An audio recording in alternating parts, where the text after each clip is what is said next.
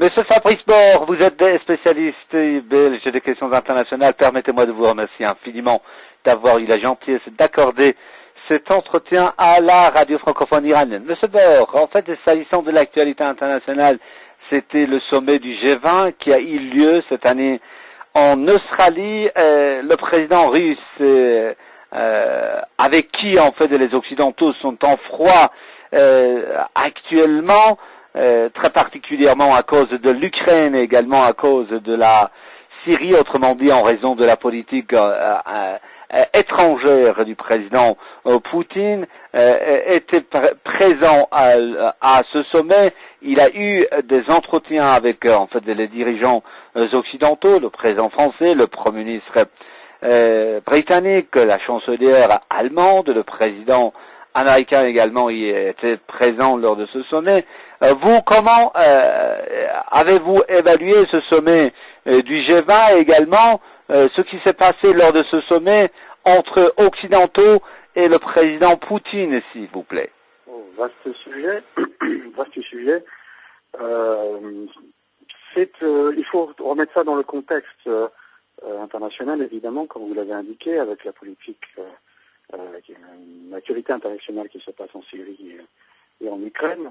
Il faut savoir aussi que le G8 est mort depuis cette année. Il est mort. C'est un format qui correspond plus à la réalité. Donc c'est le G20 qui a pris le relais. Alors, plusieurs choses.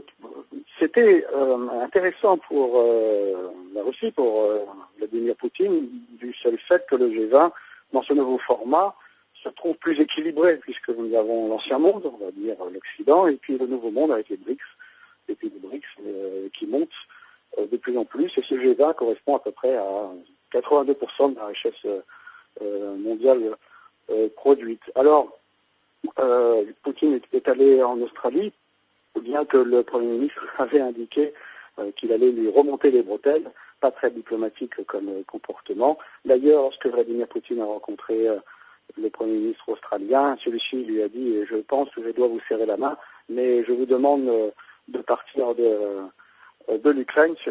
Celui-ci lui a répondu, Vladimir Poutine lui a répondu « Je pense que je ne peux pas satisfaire votre demande du seul fait que nous ne sommes pas présents en Ukraine ».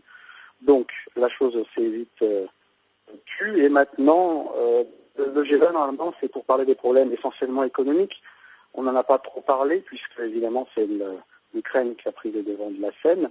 Mais en plus, évidemment, des problèmes de politique internationale, le G20, ce G20 en tout cas, a permis, en réalité, c'est une très grande victoire pour les pays des BRICS, et qui ont pu donc imposer, on va dire presque leur agenda, puisque même si la croissance pour certains sont un peu différentes, il n'empêche que la croissance aujourd'hui se trouve dans les pays des BRICS et le point dans l'Occident. Bon, vous l'avez dit en fait, vous venez de faire allusion à ce que vous venez de qualifier le nouveau monde, c'est-à-dire à les pays membres de cet important groupe BRICS qui réunit en fait des pays importants, la Russie, l'Afrique du Sud, la Chine et le Brésil, l'Inde, en fait des économies émergentes, puissantes. Le président russe Vladimir Poutine également l'a dit en marge d'une réunion avec le BRICS, en marge du sommet du G20 en Australie, que les BRICS sont capables en fait de résister à la crise économique. Les BRICS ont l'intention d'avoir leurs propres institutions financières. Monsieur Bord, vous qui vous suivez en fait de près ces évolutions, est-ce que vous estimez que le BRICS sera désormais capable de constituer un contre-poids, un contre-pouvoir face en fait à ce monde occidental qui a cherché quand même de garder l'hégémonie du dollar, de garder l'hégémonie, si vous voulez, des instances monétaires et financières internationales jusque-là? Je vais vous répondre sur deux axes. Je vais vous prendre indirectement dans un premier temps, et puis pour répondre directement après votre question. Je remets dans le contexte de votre question qui parlait de l'Ukraine. Évidemment, c'est un sujet important, puisque ça ne concerne pas finalement que la Russie, ça concerne le monde entier, puisque le but des Occidentaux, enfin des Américains, puisque l'Union européenne ne fait que répéter ce que Washington demande, en ne défendant pas d'ailleurs pour la plupart des pays leurs propres intérêts. Mais ça c'est une autre histoire et une autre question et un autre débat.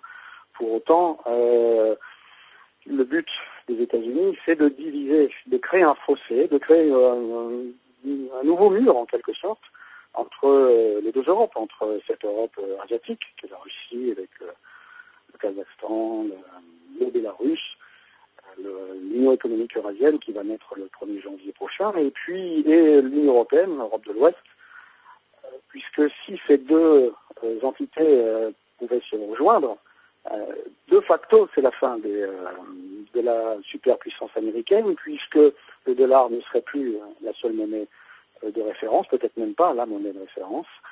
Et vu que les États-Unis fonctionnent sur le mythe, je dirais même sur l'escroquerie et la valeur du dollar, ce serait donc la fin de leur superpuissance, tout du moins de leur domination économique, puisque ce sont toujours la première puissance militaire du monde, c'est une réalité. Donc évidemment, c'est une des raisons du conflit ukrainien. Mais en même temps, ça se met, et donc je réponds à votre question directement, ça se met en relation avec le monde émergent, qui est le nouveau monde émergent que vous avez indiqué, à savoir les BRICS, la Russie, la Chine, l'Inde, l'Afrique du Sud, le Brésil. Alors, ils ne sont pas tous au le même développement. Pour autant, ils forment quand même le nouveau monde qui émerge. Et est-ce qu'ils pourront faire contrepoids? Alors, financièrement, je pense que, à l'heure d'aujourd'hui, point encore, mais comme vous le savez, ils ont décidé enfin, et là maintenant c'est qu'une question de temps, de créer leur propre, on va dire, fonds, leur propre banque mondiale, leur propre fonds monétaire international, qui va donc se mettre en concurrence. Au fur et à mesure, ça va monter en puissance pour se débarrasser du dogme ultralibéral occidental et pouvoir développer les pays, puisque on ne peut développer un pays que par des investissements, on va dire, étatiques. Cela va en contre évidemment du marché et du FMI. Ces pays ont besoin d'infrastructures, donc besoin d'investissements, et ces fonds, cette banque servira justement à cela. C'est une des raisons pourquoi, d'ailleurs, au G20, ce que vous avez pu remarquer, Obama était quand même un peu de côté, même quand il est allé en Chine auparavant, parce que il y a une concurrence entre la Chine et les États-Unis. Les États-Unis veulent créer une zone de libre-échange sans la Chine en Asie, et la Chine propose une zone de libre-échange avec tout le monde, Russie comprise d'ailleurs, et c'est cette ligne qui semble l'emporter en Asie. Donc, est-ce que le combat est encore gagné pour faire face à l'Occident, que le nouveau monde puisse ses propres outils et donc suivre sa propre politique? Rien n'est encore joué. Pour autant, je pense que nous assistons aujourd'hui à un tournant de l'histoire. L'Occident, les États-Unis s'en rendent peut-être compte, mais en Europe de l'Ouest, je pense que les gens vivent encore dans un mythe. Ils ne s'en rendent pas encore compte que le monde est en train de changer et qu'il est temps de changer non seulement peut-être d'orientation, mais surtout aussi de discours vis-à-vis des pays autres que ceux qui sont en Europe de l'Ouest et dans l'hémisphère nord, on va dire. Une dernière question, je vous en prie. Oui, je vous écoute.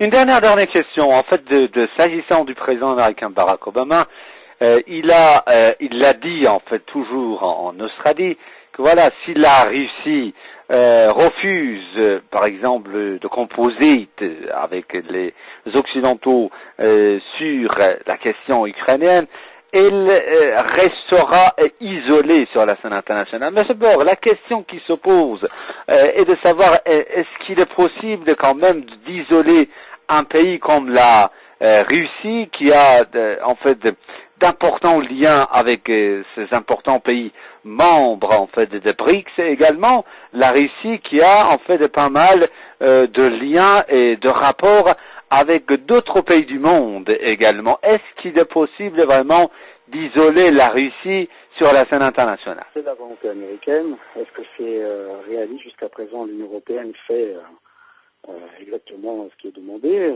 Ils imposent des sanctions.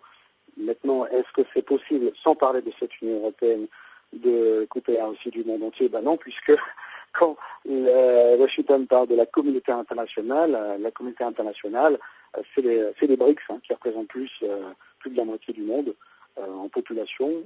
Donc la communauté internationale n'est qu'un mythe. Isoler la Russie avec les nouveaux accords multiples qui ont été faits avec la Chine, je n'imagine pas, puisque la Chine c'est quand même la puissance économique en dehors de l'Afrique, mais c'est une autre histoire. Donc je n'y crois pas, et je ne crois pas non plus que l'Union européenne puisse tenir longtemps sa position de sanctions et d'isolement qu'ils veulent pour de simples raisons, déjà des raisons économiques premières. Il faut savoir quand même qu'il y a énormément d'échanges, que les entreprises autant polonaises, même allemandes, comme d'ailleurs françaises, perdent énormément en ce moment avec les sanctions. Et puis, une chose très simple, on va parler de l'énergie, rapidement, c'est que l'Europe a encore besoin, et aura toujours besoin, à mon avis, d'une partie du gaz russe. Sauf qu'aujourd'hui, avec les accords que la Russie a fait avec la Chine, de plus en plus, le gaz va aller donc vers la Chine. La question se pose, c'est qu'il va falloir donc augmenter dans la production en Russie dans le futur. Pour augmenter la production, il faut des investissements. Si on interdit aux entreprises occidentales d'investir, eh bien l'Europe occidentale n'en recevra plus de gaz russe, tout simplement. Donc, vouloir isoler la Russie, alors d'aujourd'hui, oui, quand même, il y a des sanctions. Ça fait un peu mal à la Russie, pas au quotidien. La vie des gens au quotidien ne change rien. Pour autant, je crois que c'est un doux rêve de pouvoir isoler un pays aussi central en géopolitique, aussi présent aujourd'hui en Asie, et dont le monde ne refuse absolument pas de commercer. L'Amérique du Sud commerce de plus en plus avec la Russie, et même dans l'Union européenne, un pays qui est la Hongrie, de plus en plus dit qu'elle n'appliquera aucune des sanctions. C'est pourquoi d'ailleurs on leur crée en ce moment des problèmes. Donc certains hommes politiques hongrois ont été interdits d'entrer du territoire américain comme si c'était la fin du monde.